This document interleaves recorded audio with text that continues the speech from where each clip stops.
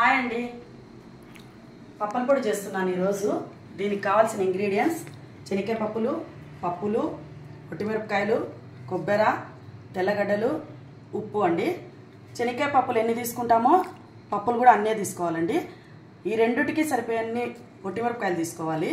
కొబ్బెర ఒక చిప్ప తీసుకోవాలండి, పెద్ద చిప్ప.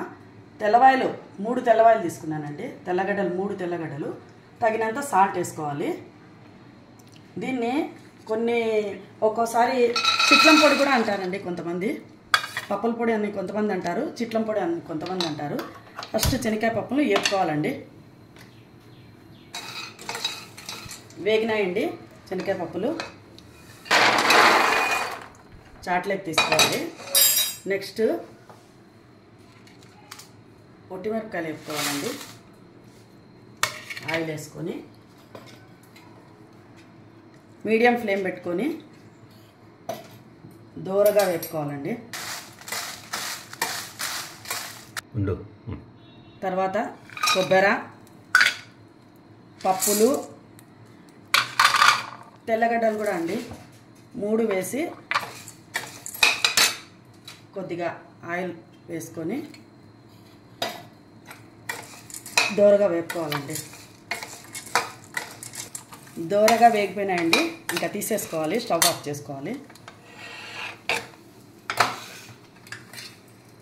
ఇప్పుడు మిక్సీ చేసుకోవాలండి. కొన్ని వేసుకొని మిక్సీ చేసుకుందాము. కొన్ని శనగకాయ పప్పులు, కొన్ని మామూలు పప్పులు, పొట్టిమిరపకాయలు, ఉప్పు అండి పడుతుంది ఇంత. మిక్సీ చేసుకోవాలి. ఒక 2 times 3 times చేసుకోవాల్సి వస్తుందండి అంతా కలిపి. ఈ పౌడరు 1 month దాకా చెడిపోదండి.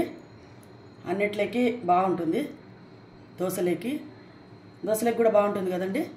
అన్నంలోకి కూడా బాగుంటుంది. వేడన్నంలోకి నెయ్యి వేసుకొని చాలా బాగుంటుంది. ఇది నాకైతే చాలా ఇష్టం అట్లా తినాలని.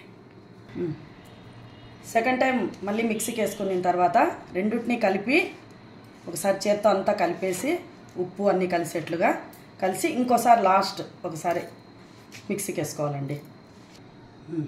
రెడీ అయిందండి పొడి. ముద్దగా చేసుకోవాలి. ఎంత ముద్దగా అయిందో చూడు. శనగకాయ పప్పులు వేసిన దానికి బాగా ముద్దగా అయిందండి.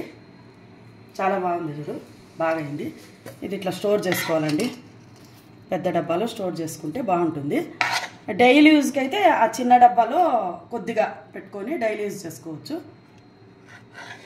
ఈ పొడి దోశకు ఇడ్లీకి కూడా చాలా బాగుంటుంది మరి. అది దోశకు నెయ్యి వేసుకొని చపాతీ కూడా బాగుంటుంది.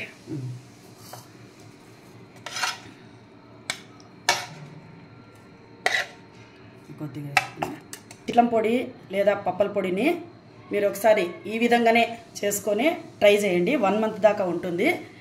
ఈ రెసిపీ మీకు నచ్చినట్లయితే లైక్ చేయండి, షేర్ చేయండి, సబ్స్క్రైబ్ చేసుకోండి ప్లీజ్ అండి.